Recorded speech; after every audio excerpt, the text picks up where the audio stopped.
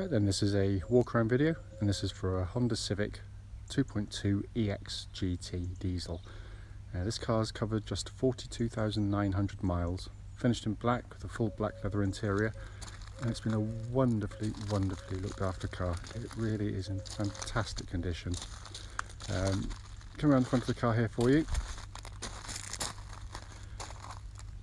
Lights and lenses, you can see they're completely clear and intact. No cracks, condensation otherwise. Front bumper very clean, as is the bonnet of the car, which you've got to look hard to find a stone chip. There's obviously can be one or two very light ones, but it is so much cleaner than most of its vintage. Coming down the near side first, passenger side, really clean on the panel work. There'll be the odd tiny little mark of course, but it's very clean indeed.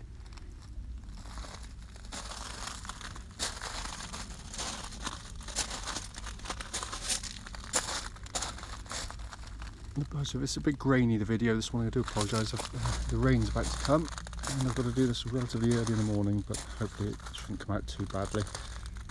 Let's do justice to the car because it really is fantastic. Around the back again, all very clean and tidy. And then offside, driver's side, again wonderfully smooth on the panel work. It's literally just been washed off, it's not been polished or anything, it's just a naturally very clean car. And in all honesty, the best part's to come because the interior is, it's just been kept absolutely wonderfully. And final alloy, again absolutely superb. So externally in really terrific condition. Coming to the back now, you can see, obviously immediately you can see it's got boot liner, which is a really nice touch. Massive boots on the cars. And it's been kept absolutely beautifully. Because underneath here, if I can pull this out of the way, the carpeted areas look pretty much as new. It's just been kept simply superbly. It's coming to the back now through these huge wide opening rear doors. And again, in simply stunning condition. But full black leather interior on the EX GTs. And unlike so many that have been battered about by kids in the back, this one's been kept really nicely. Front passenger door card, as with all of them, has been kept really beautifully. All the little recesses, footwell areas, again wonderfully clean, and a passenger seat here which literally looks as though no one's ever really sat in that thing. Finally, driver's door card, again been kept wonderfully well. You can tell, sorry, these are the later models because they get this new style trim on here, like sort of magnesium effect if you like, much more scratch resistant than the earlier models. The driver's seat here, again in absolutely stunning condition. So inside the car now, engine's running through this section so the dash can be seen illuminated. The dashboard, to all intents and purposes, looks absolutely brand new. You see there, sat nav working absolutely perfectly. Really is a stunning interior on these cars in every single sense of the word. It's aged absolutely brilliantly, but this one has just been kept to a standard which is hard to believe. Come back here, and this basically, that's the view you get as a driver, which I think is still unique in this day and age. It's so far ahead of its time. And obviously engine running, there's no warning lights on the dashboard at all there. If I pan in, hopefully you can see 42,978 miles currently recorded on the car. Just to quickly show you, owner's manual pack and look and wheel nut key, all here and present with the car. So finally, just to come under this absolutely wonderfully presented engine bay, as Honda always do. Brilliant engines, absolutely brilliant engines, more of which in the following road test video, but cam chain driven, and on this vintage there's no DPF filters to worry about either. Right then, this is a quick road test video, and this is for a Honda Civic 2.2 EX GT diesel. Car's registered SK59WNF, and mileage at the start of the road test is just 42,978 miles. The reason we do these videos is basically this, so that anyone that's actually looking at this car in an advert online actually gets to see that very car in operation. We know to our cost how frustrating it can be to go and see a car which looks great in the photos and in the description, only to find out when you drive the car it's got a fundamental issue which may have stopped you going to see the car. So that's why we do it. The road test is also done on these very quiet country roads, very close to our premises, so hopefully would be representative of what you'd feel yourself if offered a drive in the car. The car itself has been very well maintained. We've just serviced it, but it's in very, very nice order. Engine starts absolutely instantly, which is always the case with these engines. Settles to completely smooth, even idle, and there are no warning lights on the dashboard at all relating to the engine or any other part of the car. Temperature gauge I'll let you know in a second, because the car's only just been started from cold, which is what I always do on these road tests, so I'll wait till later to let you know the temperature gauge reading. The engines themselves are absolutely brilliant. This is the smallest car Honda put this engine in,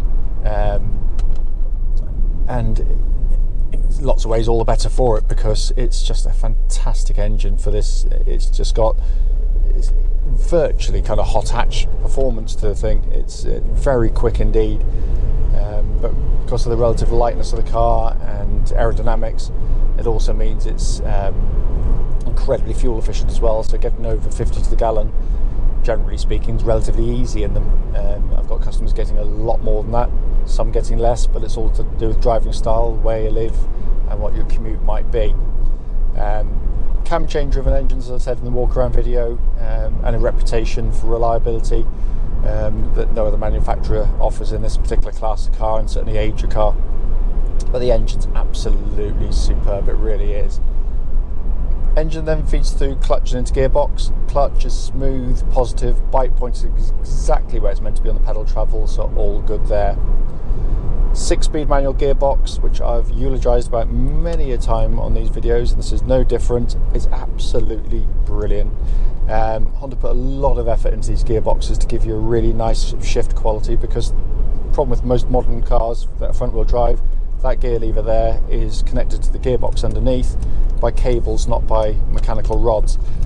So it can be, on some cars at least, and some manufacturers, vague, lifeless, aimless, wandery, ponderous, you name it.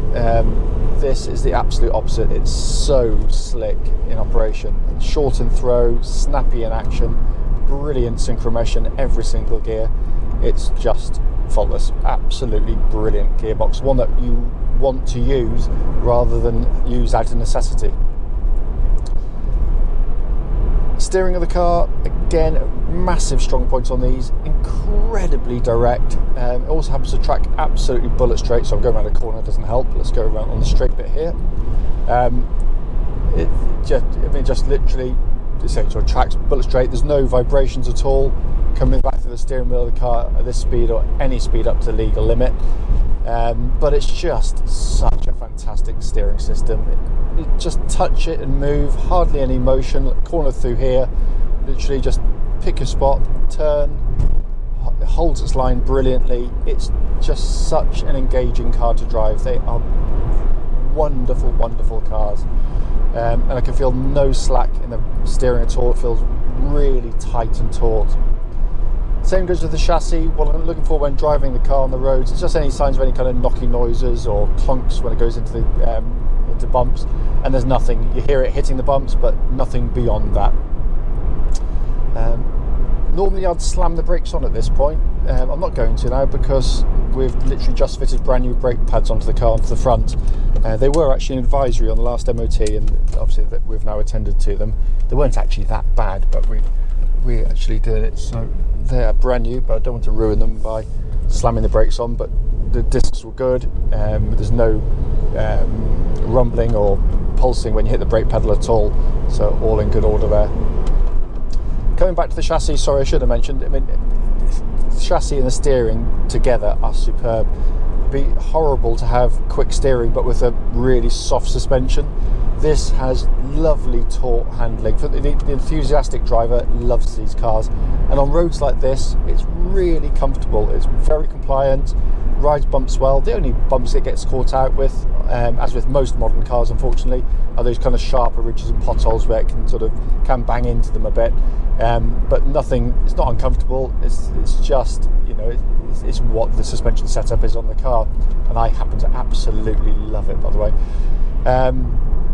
Looking around inside, I mean, it beggars belief to think that this interior sort of started back in 2005 or late 2005, because it looks so fresh even by modern car standards. It's a wonderful interior, which I stick my hand up straight away and say, I know it's a Marmite interior. It's one of those, you love it or hate it. I adore it because it actually works. It's not just a gimmick. Not only does it look fantastic in my eyes, and it all works beautifully, by the way. Sat nav, climate control system, air conditioning, lovely and cold, heated seats working perfectly on the car. But this dash in front, particularly this two-tier design. So you've got a high up big screen sat nav system. You got then your high up speedo, so I can look at the cars in front directly, but at the corner of my eye, without taking my eyes off the road even for a second, I can take my speed in at all times. It's just genius in the way it works. You do have a little rev prompter to remind you to change up and down, and a little economy meter as well, just to so you can see you driving economically at all times. It does help day to day, actually. It's not a gimmick.